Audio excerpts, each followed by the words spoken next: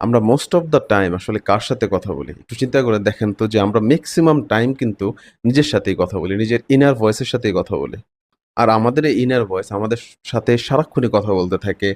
আমাদের negative thoughts, আমাদের positive thoughts, আমাদের প্রোডাক্টিভ হওয়া, না হওয়া, আমাদের যত কার্যকলাপ আছে এগুলা নিয়ে আমাদের ইনার সত্যের সাথে আমাদের নিজেদের সবসময় কথা হইতে থাকে। তো খেয়াল করলে দেখবেন যে আমাদের ইনার ভয়েস প্রায় সময় আমাদের বলতে থাকে যে, "না আজকে প্রোডাক্টিভ হব। আজকে যেই কাজগুলা করলে প্রোডাক্টিভ থাকা যায়, যে কাজগুলা করলে আমাদের পজিটিভ থিংকিং আসবে, যে কাজগুলা করলে আমাদের লাইফ আরো বেটার হবে, আজকে সেই কাজগুলা করব।"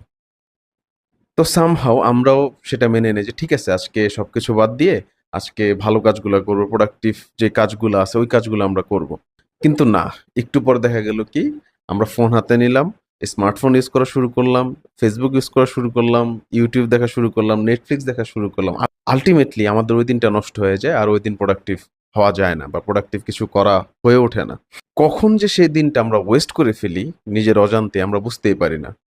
তারপর আমরা দিন শেষে ওই দিনটা ওয়েস্ট করার পর নিজেরাই রিগ্রেট করি যে ঠিক আছে আজকের এই দিনটা যেভাবেই হোক নষ্ট হইলো, নেক্সট দিন থেকে আমরা খুব ভালোভাবে প্রোডাক্টিভ হব।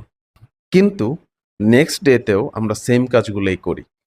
নেক্সট ডেতেও আমরা সেই স্মার্টফোন ইউজিং, সেই গেম খেলা, সেই অযথা টাইম নষ্ট করা এই লুপের মধ্যে আমরা পড়ে যাই। দেন আবার গিল্ট ফিল করা, আবার নেক্সট ডে এর প্ল্যান করা, এই একটা লুপের মধ্যেই যেন আমরা আটকে গেছি। তাহলে এই এন্ডলেস সাইকেল আর এই এন্ডলেস লুপ থেকে আসলে বের হওয়ার উপায়টা কি? আর এই এন্ডলেস সাইকেল বা এন্ডলেস লুপের জন্য আসলে ডোপামিন কতটুক দায়ী?